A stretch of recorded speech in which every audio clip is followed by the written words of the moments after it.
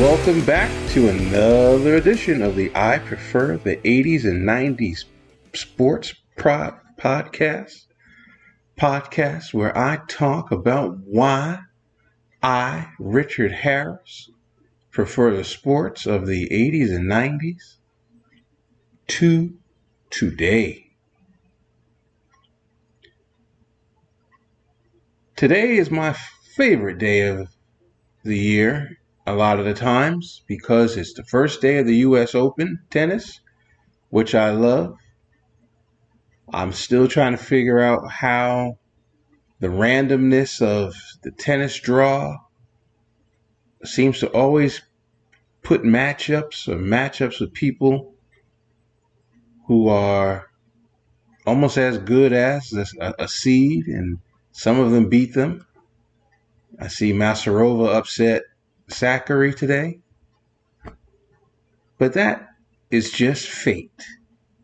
It's irritating, but it's simply just fate. I'm watching Sloane Stephens play a match against Beatrice Haddad, and Sloane Stephens is a champion at the U.S. Open a few years ago. She's not seeded, but the penalty for not living up to that standard, I guess, is you get to play against a really good seeded player. But that's just fate and karma. But that's not what my blog today is going to be about. That makes me smile. Tennis. What doesn't make me smile today is baseball. Last night, during the San Francisco Giants Atlanta Braves telecast, ESPN has this program where they have Michael Kay and Alex Rodriguez interview baseball luminaries, people involved in the sport, former players of the teams that are playing usually, or basically any former player who wants to pick up the telephone and talk a lot of times. And at first I was like, it was irritating because, I thought that A-Rod and Michael Kay wouldn't really ask the questions that they ask. And I also thought that a lot of people did not like A-Rod, but apparently people do. So I didn't watch for most of the season. I started to watch a little bit, then it became basically and it has still become a show where they basically continue to bash the Mets, which is my favorite team. And I'm like, I don't understand the hatred. I'm as lost as you are as to why the Mets stink this year. But yesterday had Theo Epstein, supposedly the man behind the new rules in baseball. And he sat there all smug as he's been since basically he has earned, what's the right phrase? The free entry pass into heaven because he led the Red Sox and the Cubs to World Series victories that ended droughts that many people who were born back in the day when they last won a World Series said that was their dying wish to see their teams win a World Series, and he built teams that got it done. And so baseball thinks this super genius must know more about the way the game is played than they do. And he last night sat there smugly saying that he doesn't know everything about baseball.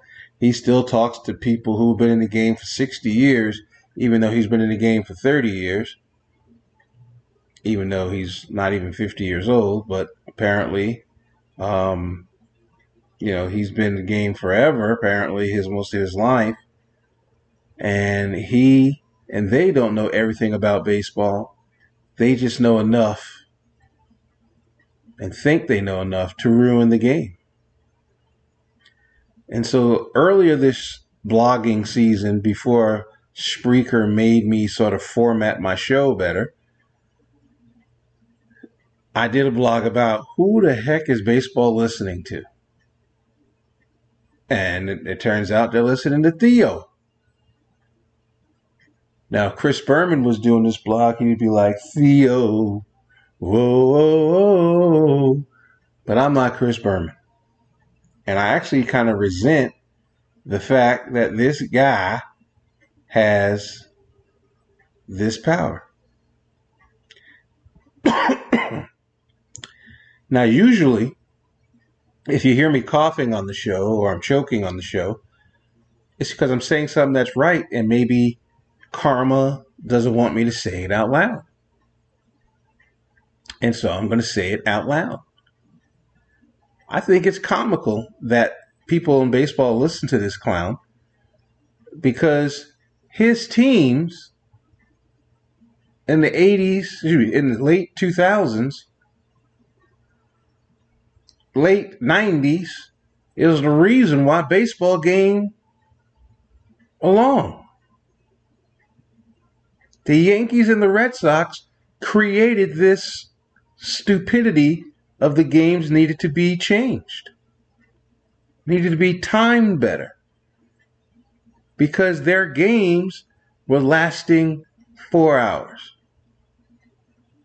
which to me is no fault of anybody's, because you play to get 27 outs no matter how you do it. Yesterday I was watching a baseball game. Part of one of the dumb new rules, there was a runner on first base. I believe it was in the 9th inning, and I believe it was in the Milwaukee's game. I can't remember when Milwaukee was playing. Milwaukee Padre game, or it might have been Minnesota, Texas. I think it was Minnesota, Texas. Runner on first base. Texas is winning by 1 run. The new stupid rule says you can't throw over to first base more than 2 times. Because if you throw over the 3rd time and you don't pick the guy off, it is a balk. First of all, I wish I had a Southern accent and I was from Texas, because I love talking like a college football coach. Because if you listen to a college football coach, football is not called football, it's called football. Everything is said and everything seems to make more sense when a college football coach with a Southern accent, like a Bobby Bowden, like a Steve Spurrier, who aren't from Texas, but they would say it. Makes you listen a little bit better for some reason. But anyway, I digress. Sorry. And so the pitcher threw over the 3rd time, runner was safe. The runner looks at the umpire and says, yo, homie, that's 3 throws to first base. I get second. He got second, scored a hit on a hit, ties the game. Minnesota wins the game in extras. Stupid rule. You know why it's a stupid rule? Because it's becoming like football. In football, all the rules and new rules in football are geared to help the offense, not the defense. Even though everybody says universally, defense wins championships. But the powers that be in football and in baseball feel, no. We got to change some rules. And rules, by the way, is 2 syllables, not 1. It's not rules, it's rules. We got to change the rules so that offense has a chance. Because defense is too smart and too good.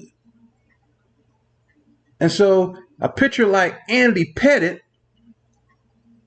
for years, who would pick runners off first base because of his unbelievable pickoff move, or a pitcher like John Tudor in the 80s, would pick off runners on first base because of his impeccable pickoff move, or Steve Carlton because of his pickoff move, or Sid Fernandez of the New York Metropolitans, his pickoff move, they lose a weapon. Pitchers lose a weapon because of the stupid new rules, Theo. Now, let's get back to the first thing I said about Theo in terms of the game time being too long. The game time became too long because the Yankees and the Red Sox felt that you need to have a pitcher for a specific batter. They felt that Mike Stanton needed to be available to face David Ortiz. Mike Timlin needed to be available to face Gary Sheffield. They had to have pitchers who would face specific batters all the time. So the Major League Baseball said, no, homie, we're going to change this rule first. We're going to put a rule that a pitcher must face 3 batters.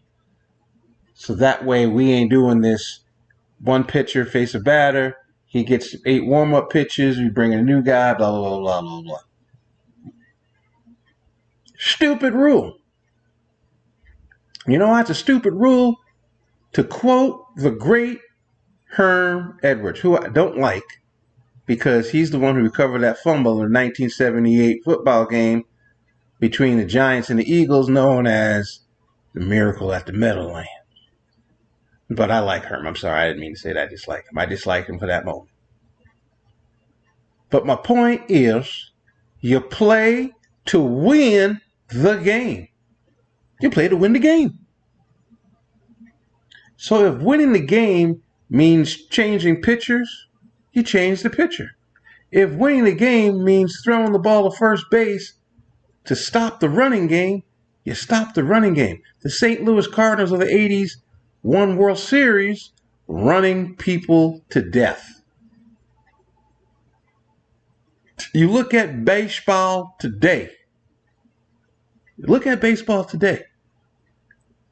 Last year's playoff teams that aren't playing this year very well don't run. The Cardinals don't run.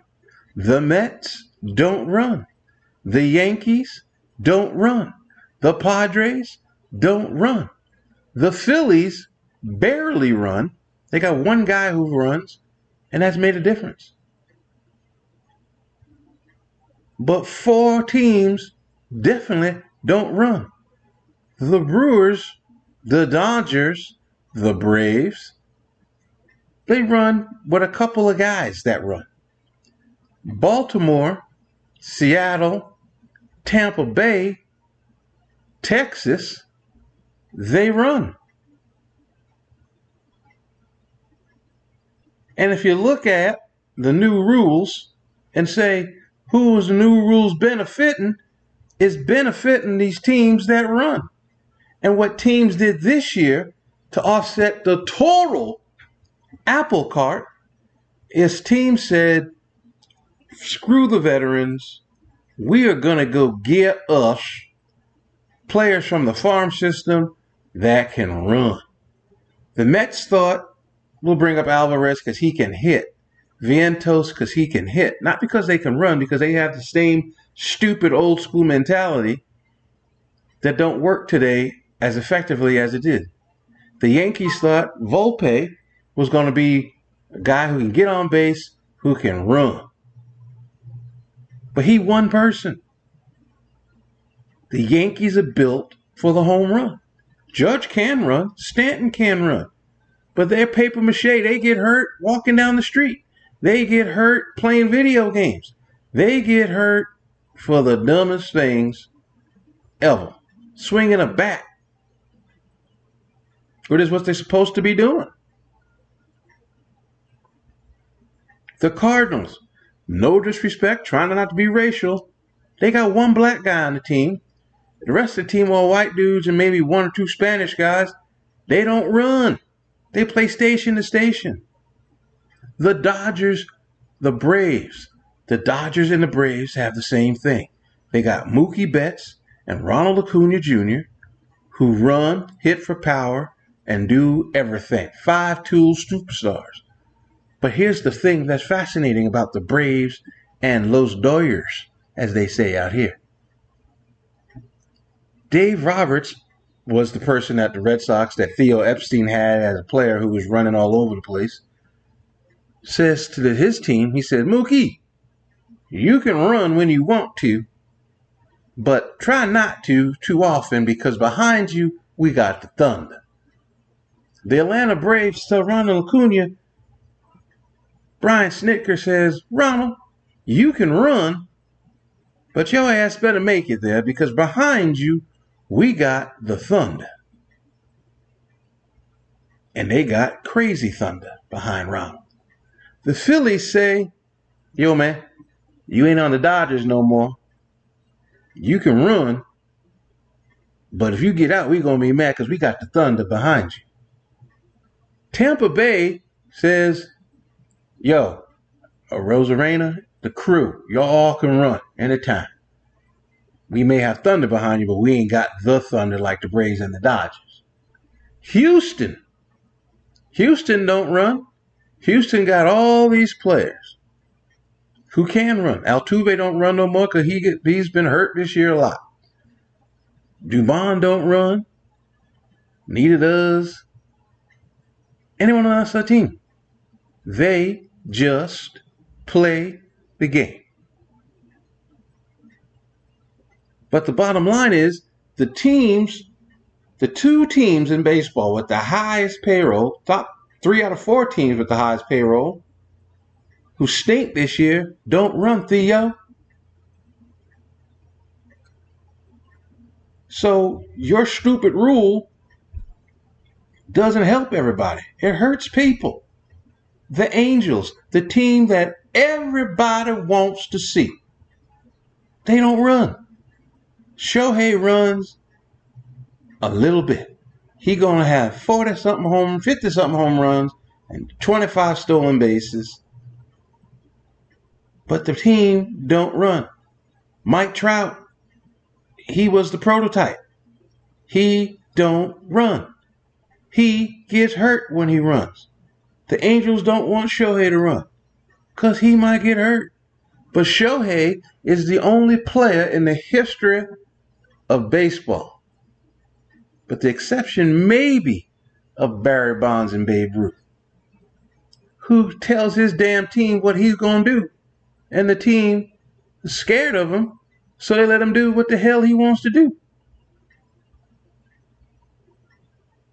But Theo, you're sitting there all smug and smiley. Your Red Sox aren't in first place. Your Cubs aren't in first place. They're both fighting for a wild card. The likelihood of them getting it, slim and none. Your new rules don't help everybody. I can go team by team in baseball and tell you why the new rules don't help them. Look at Texas now. Texas is coming back to earth. You know why? They don't run. They were running a lot early in the season, but then all of a sudden, they discover that they can't run because they get hurt. Corey Seager got hurt running into a double. And he is the straw that stirs that team's drink. And then the pitching thing, the clock. And I also want to say something else about the times of games. I promise you, I guarantee you this. He's talking about now, because of the time thing in baseball, kids will be up and able to watch a baseball game. Because we start them at 7, they're over by 9:30 the latest. That's a lie. They're not over by 9:30 the latest. They're over by like 10:30, 10:15 the latest. Number one. Number two, and probably most important to me, when I went to a sports bar to watch a Yankees-Red Sox game, to watch the Cubs and the Indians, the Cleveland Ball Tub World Series matchup, and those games went long, Halle Glory, I wasn't looking at the clock.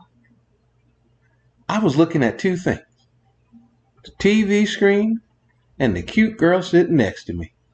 I didn't care about the time of the game. The game was on, gave me something to do, to watch, while I'm trying to chat up some female. The game was on, it gave me an opportunity to sit, relax, think, focus on whatever else I was thinking about doing, and enjoy a baseball game. That became intense. That became an absolute can't miss opportunity. It became an event. It made people watch the game. People weren't complaining that the games were too long. People were saying, we want more. We want more of the drama. I was in an acting class, a commercial acting class, during the Mets and the Braves playoff. And every game was high intensity. It was gripping. My class started at 6. It was over by 8. My teacher happened to be a Met fan, so we would talk about the games. I'd get home by 9, and the game was still on, still in the 7th inning, and it was still compelling drama. So who complained that the games were long? To me, it's the dumbest thing. And every day, I want to so badly. I wish I knew how to contact Baseball Network or contact someone over there and just go off on them and how stupid they sound for all their everyday glorification of the new rules. Because nobody complained about the new rules. I mean, nobody complained about the way baseball was played in the 80s and 90s. And to furthermore my argument, and to further my stupid argument on this stupid topic, is no fan of hockey, no fan of football, European or American, no fan of basketball, no fan of tennis, no fan of golf, ever is complaining about the length of the games. Because if they are complaining about the length of the games, then they are not true fans. What was it, 3 years ago at the Women's US Open in golf? They went 7, 8 extra holes. What is it? Tennis. Djokovic and Alcaraz played a 5-hour, 3-set match.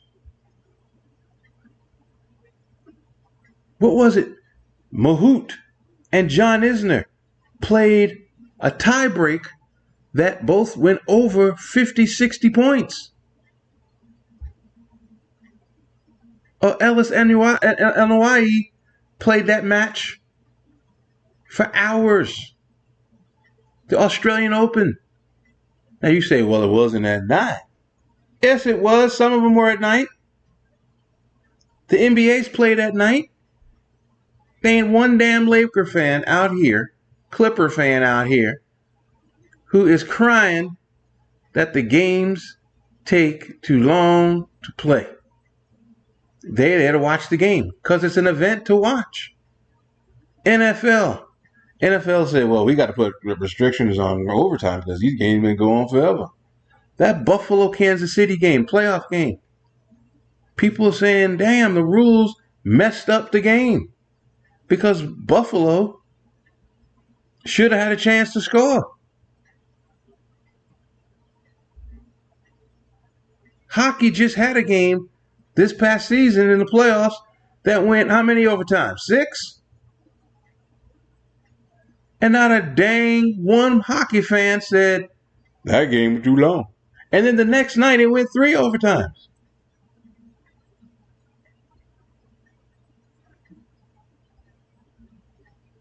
Tonight at the US Open, if a match went 5 hours, I remember Jimmy Connors at the US Open in the 90s playing Patrick McEnroe, playing all those 5-set matches. In 1991, when he made it to the semifinals All those night matches went beyond midnight. The CBS extra coverage picked it up for Jimmy Connors to finish the match. Nobody complained. This year in tennis, Rybakina, she played in the Canadian Open and the tournament before that. I can't remember which one it was. She was playing matches that started at midnight.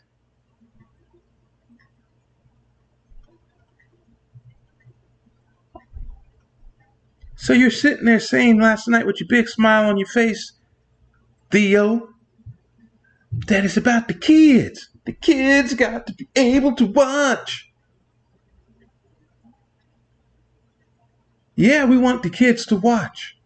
But sometimes games go past bedtime. My bedtime as a kid was 9 p.m. Games go past 9 p.m.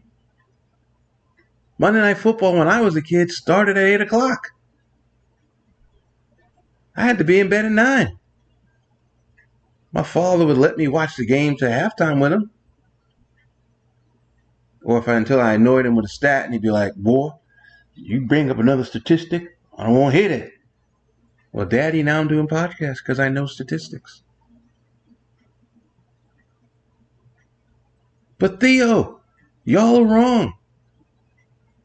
That's not going to bring kids back to baseball. What'll bring kids back to baseball, as they show two beautiful kids here at the U.S. Open, what'll bring kids back to baseball is better representation of kids, of the players, and the analysts, and the broadcasters in the game. I started watching baseball like a fiend because I loved Reggie Jackson. He was a black player. I related to him. Ain't no black players as much as they were in my day playing today. So black kids are like, where the brothers at? Well, if you're Mookie Betts, you're out here in Los Angeles. A kid in New York ain't going to see Mookie Betts play that much because the games are on at 7 and he's in bed by 10, according to Theo. The Yankees have black players. And maybe that's why the Yankees probably have a very high rating in terms of fans who watch their games, because they have their national brand. They got black people on the team. They got Latino people on the team. They got Italians. They're a melting pot.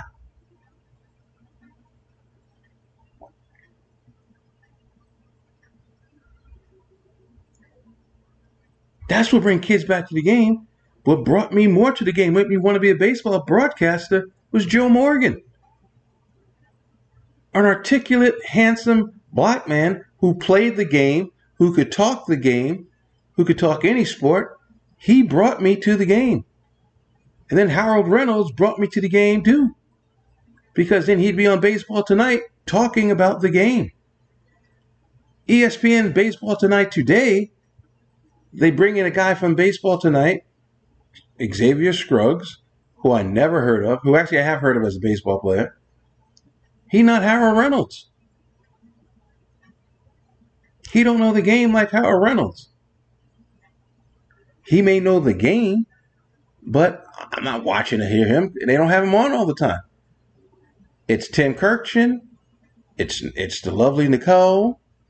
And then they got the nerd on, Jeff Passan, who shouldn't be doing television because for some reason, whenever he speaks, you can't ever hear him. I put my volume up on the TV when he speaks because he talks like that. He talks so quiet.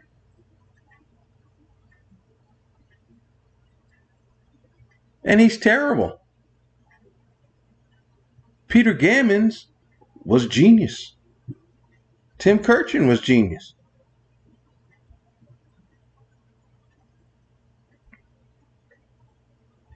That's how you bring kids back to the game.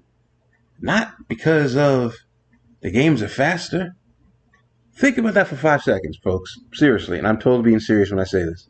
Think about this for 5 seconds. You're a kid. You're watching a baseball game. Do you want the game to go faster? Or do you want to stay up and watch the game? to the end. Think about that. 1977 World Series. I was in bed when Reggie hit 3 home runs because I had to be in bed at 9 o'clock. 1986 World Series, I was in college when Darryl Strawberry and the Mets beat the Red Sox. But I thought, boy, if I was a child, my mother and father would have been like, yo, 9 o'clock, now to go to bed, boy. So do you think that a game that starts at 7, is going to be over by 9? As a kid, do you think you want the games to be over by 9? 162 days a year, you're begging your mother and father, can I stay up, mommy, daddy, for 30 more minutes? I mean, we're in the 7th inning. Some days they're going to say yes. Some days they're going to say no. So Theo, how's that helping the kids? How's that making the kids watch the games if they can't stay up past 9 o'clock? Well, let's say you take the kids to the game. I've been to 4 Dodger games this year and 2 Angels games. Not one game has been under 2 hours and 38 minutes like they keep saying every game is. All the games have been 3-hour games.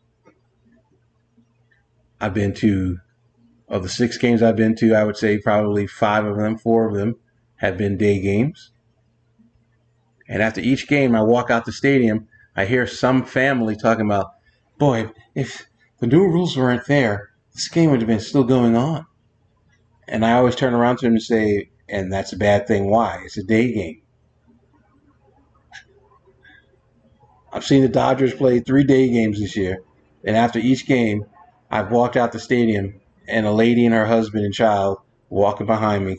And they've said, the wife has said the same thing. Boy, if the games were like last year, that would have easily been like a 3-hour game. And I've turned around each time and said, no, it wouldn't have. Number one. Number two, so what? It's a day game. Are you missing Oprah? Oprah's not on TV anymore. You're missing Dr. Phil? And the father will look at me and be like, yeah. I mean, it's a day game. Who cares how long the games last? You want to beat traffic? Okay. The theme about LA sports is that LA fans leave games early. That's the tradition. So what's the beef?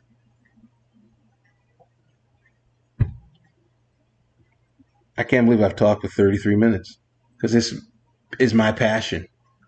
This baseball is my passion. And I don't understand why sports feels the need to keep changing rules in order to draw people in. I think it pushes people away. But I also think that since we are fans anyway, we're going to watch it no matter what you do. No matter how old we get. I mean, sports is so, to me, sports is my life, aside from my child. I love sports as much as anything I do except for my child. The only thing I love more than sports is my child. But to have, again, these, and I don't mean to be racist because I'm not, to have these white men feel that they have the pulse of what we are thinking as Americans, what we're thinking as consumers, to me, is offensive. And even if there's some black people in the room, fine. I'll say to have these men's and women's in every sport sit there and think they know better than we do. And I'm sure they do have groups, focus groups, where the focus group says X, Y, and Z. But they don't have enough people in focus groups like me who will tell them the truth, who isn't there to collect the $50 and have the free Cheeto snacks or whatever snacks they're offering.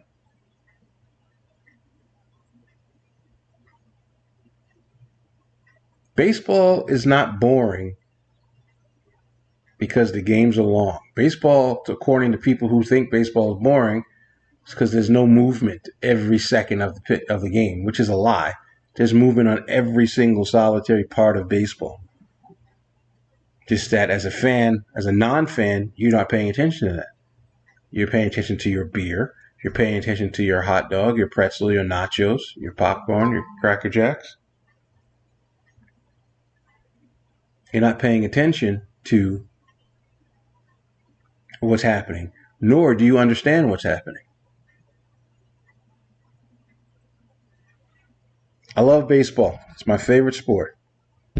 I do surveys every day, and every time they ask that question, what's your favorite sport? I say baseball over football and basketball, even though most people think of me as a basketball guy. I love baseball. I love tennis. I love golf. I love hockey. I love all sports. And every one of these sports keeps trying to intervene with how the games are played, or what makes the games better, or what makes this or what makes that. In tennis, you have 30 seconds to serve. In golf, there's a guy who says you need to speed up play or you're going to get a stroke penalty for not playing fast enough. I mean, to the point in golf where even if you're the final group, like they want to get off the course before it gets dark. So they're like, yo, speed it up.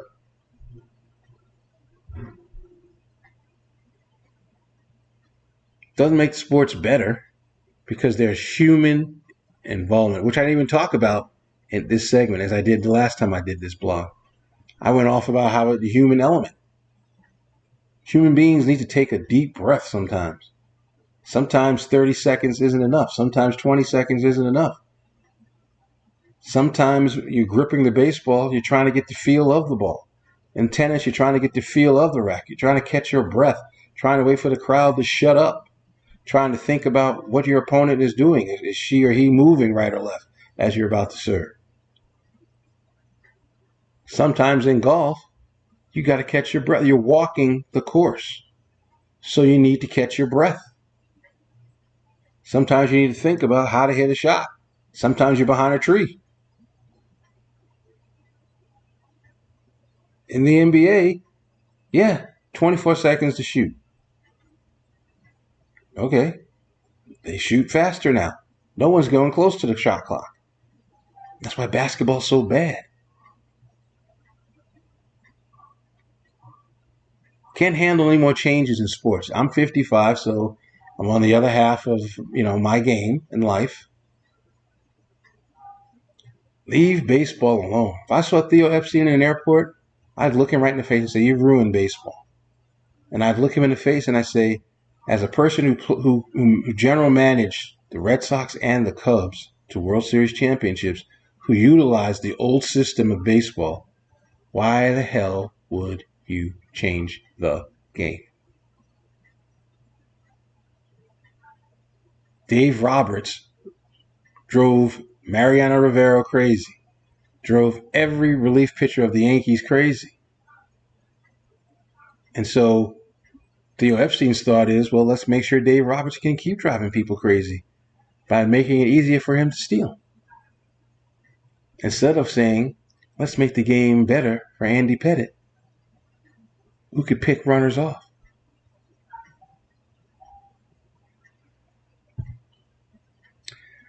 I'm sorry, folks. Didn't mean to talk so long. This is my passion. Baseball is. I could keep talking about it for another 38 minutes, but I'm sure you've had enough. I'm Richard Harris.